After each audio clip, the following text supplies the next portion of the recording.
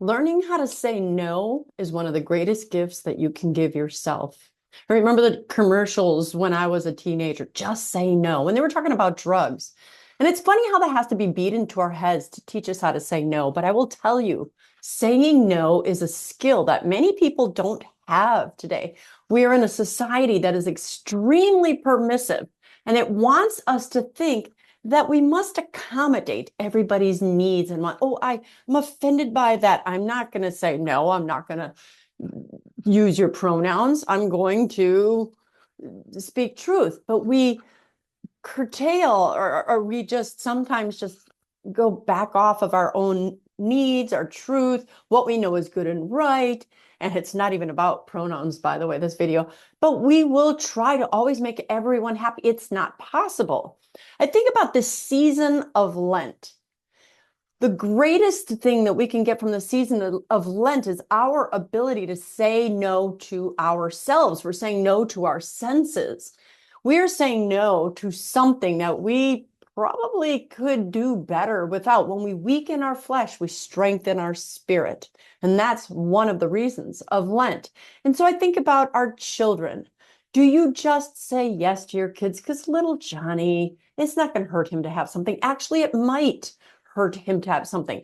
What happens is saying no will sometimes teach the child delayed gratification, will sometimes teach the child that they can't whine to get what they want in the real world, will sometimes teach a child that it's not good for them. It will sometimes teach a child that someone in authority over them knows more than they do. Now, this isn't just about children. I want to lean into adults. I remember when I was getting married and having my wedding, and I had 7 bridesmaids, and 2 of them were less agreeable than they should have been. Look, I was 18 years old. Who knew, right? And 2 of them would argue and not agree with anything I'd picked out. And so I finally threw my hands up and said, fine, whatever, go pick out whatever dresses you want. I couldn't even believe that. I couldn't say no to them. Like, this is my wedding. I'm going to pick my bridesmaids' dresses. You guys wear what I tell you, or don't be in my bridal party. Of course, when you're older, you're stronger and you can think of those things. But I didn't even know what my own bridesmaids' dresses would look like until 2 weeks before my wedding when they came in. But those 2 bridesmaids were surely happy. Now, this is something that came up in a conversation. This is why I'm doing this video. I didn't know how to say no. And that's why I had my affair 40 years ago. I was a young 20-year-old or 21-year-old.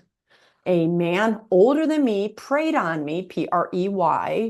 And of course, I take responsibility. You guys have seen all my videos. You know that I take all the responsibility for what I have done.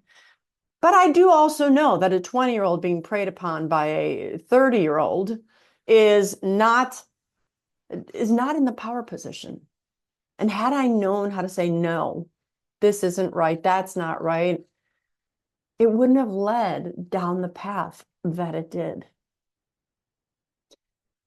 I had to learn later the power of saying no. I had to learn how our flesh wants us to cry out yes. I had to learn how feelings should not guide our decisions, but logic and truth alone. I've talked to other people who've had this conversation about, well, actually, a couple other people who said that they too entered their affairs because they were young females who didn't know how to say no and kind of just let things happen. But I think about young people that enter, or people that enter into abusive relationships. No, you will not hit me. No, you will not treat me that way. I had one of my daughters actually argued with me because she said people who are abused have zero culpability, or people who are raped have zero culpability. Now, I'm not talking about someone just came up to you out of the bushes and jumped on you. And I'm talking about when we put ourselves in situations where we have choices, but we don't always say no to those choices because we don't want to hurt someone's feelings, or we think about what other people are saying, or this can probably okay.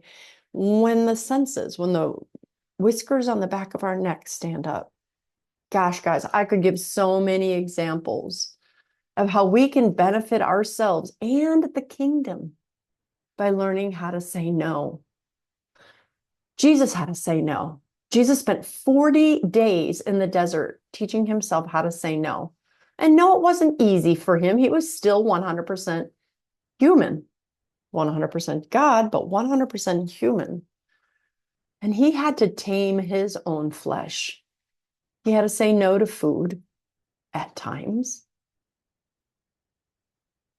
Saying no is one of the greatest gifts you can give yourself and your family and others, and it can help make you a better leader, a leader of your employees, a leader in your family, a leader of your students, a leader of any other persons watching you. Do you take cares at how you treat your flesh? Do you submit to your own flesh and say yes to it? Or do you say no to yourself? Be curious. What are your thoughts? I'm Dr. Christine Bacon. Thanks for watching this Bacon Bit. And as always, remember to live your life sunny side up.